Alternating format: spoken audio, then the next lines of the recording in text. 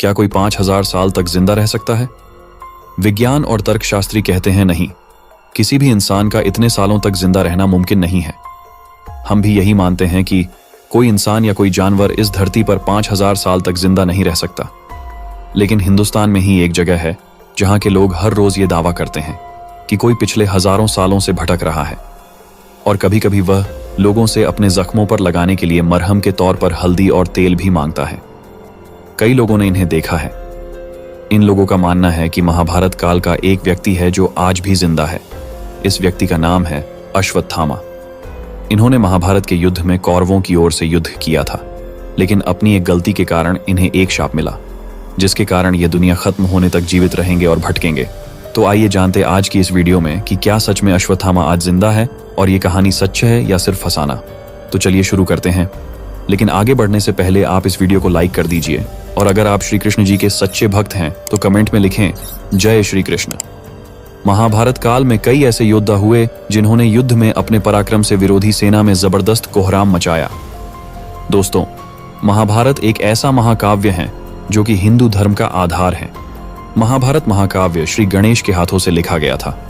इसे वेद व्यास जी ने बोला था। महाभारत में कौरव और पांडवों के बीच राज्य प्राप्ति के लिए युद्ध हुआ था। इस युद्ध में कौरवों की तरफ से गुरु श्री द्रोणाचार्य ने भाग लिया था। द्रोणाचार्य के पुत्र अश्वत्थामा ने भी कौरवों की तरफ से युद्ध लड़ा था।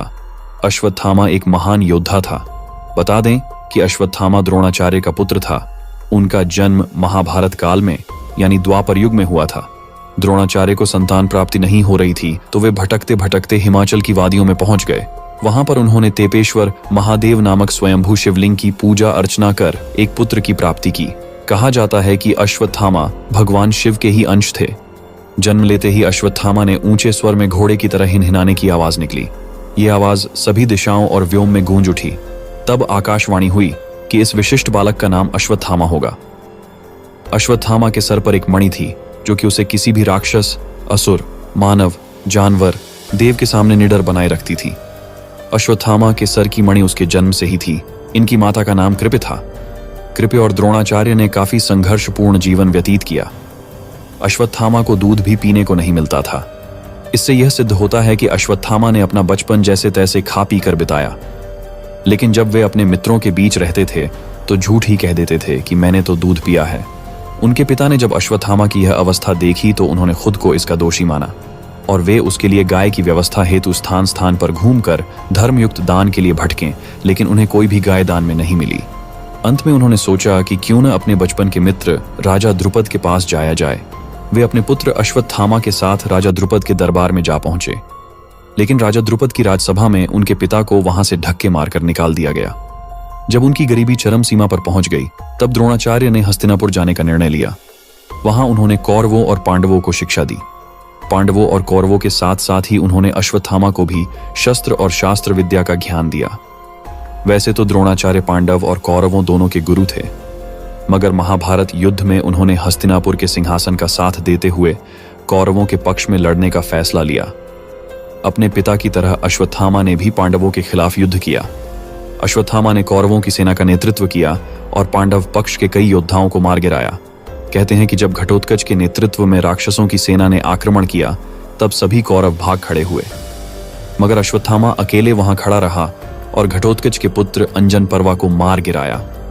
अश्वत्थामा ने घटोत्कच को भी घायल कर दिया। ऐसा माना जाता है कि युद्ध के समय उन्हें किसी भी कौरव या अन्य योद्धा की जरूरत नहीं थी। द्रोणाचार्य और अश्वत्थामा ही एक समय पांडवों की सेना पर भारी पड़ रहे थे।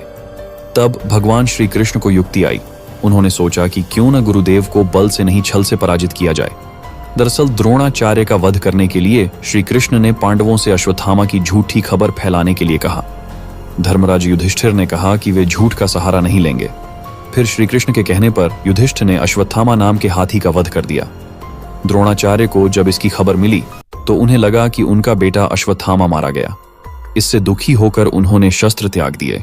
तभी धृष्टद्युम्न ने मौके का फायदा उठाकर द्रोणाचार्य का सिर धड़ से अलग कर दिया। द्रोणाचार्य की मौत के बाद पांडवों ने महाभारत का युद्ध जीत लिया। युद्ध खत्म होने के बाद पांडव अपने शिविर में जीत का जश्न मना रहे थे। दूसरी ओर अश्वत्थामा अपने पिता की मौत से बहुत दुखी हुआ। उसने बदला लेने की ठानी। अश्वत्थामा रात में पांडवों के शिविर में पहुंचा और कोहराम मचा दिया। अश्वत्थामा ने द्रौपदी के सभी पुत्रों को मार गिराया।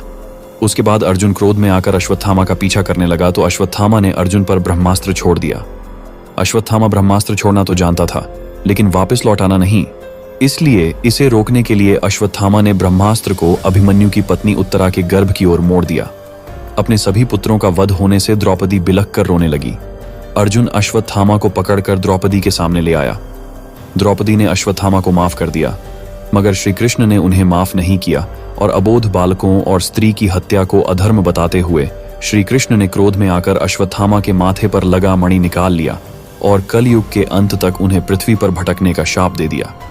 बताया जाता है कि मणि निकल जाने से अश्वत्थामा की सारी शक्तियां चली गईं और तब से लेकर अब तक अश्वत्थामा के माथे से लगातार खून बह रहा है।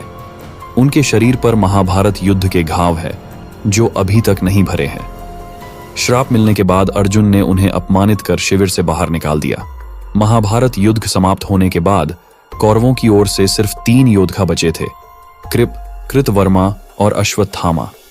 कृप हस्तिनापुर चले आए और कृतवर्मा द्वारिका। शाप से दुखी अश्वत्थामा को व्यास मुनि ने शरण दी।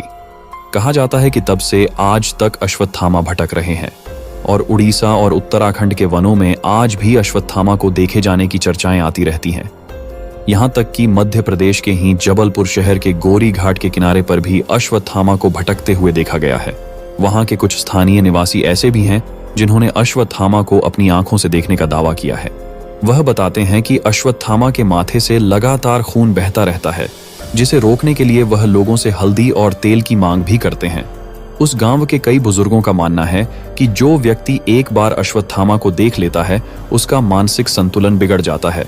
हमारे वेदों के अनुसार अश्वत्थामा को उन अष्ट चिरंजीवियों में से एक माना जाता है जो आज भी अमर हैं और इस धरती पर मौजूद हैं और समय समय पर अपनी मौजूदगी का एहसास हमें कराते रहते हैं।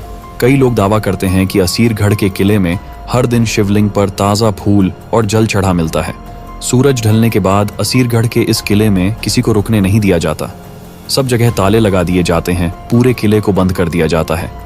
अगर फिर भी वहां कोई आ सकता है तो यह तभी संभव है जब किसी के पास दिव्य शक्तियां हों। दोस्तों, आपको क्या लगता है, क्या यह एक सच है या बस एक कहानी या फसाना? अगर आपको इस वीडियो से संबंधित और कोई सबूत या जानकारी हो तो आप हमें कमेंट बॉक्स में बता सकते हैं। साथ ही अगर वीडियो पसंद आई है तो इसे लाइक करके और भी लोगों के साथ जरूर शेयर करें। अगर आप हमारे चैनल पर नए हैं तो चैनल को सब्सक्राइब जरूर कर लीजिए।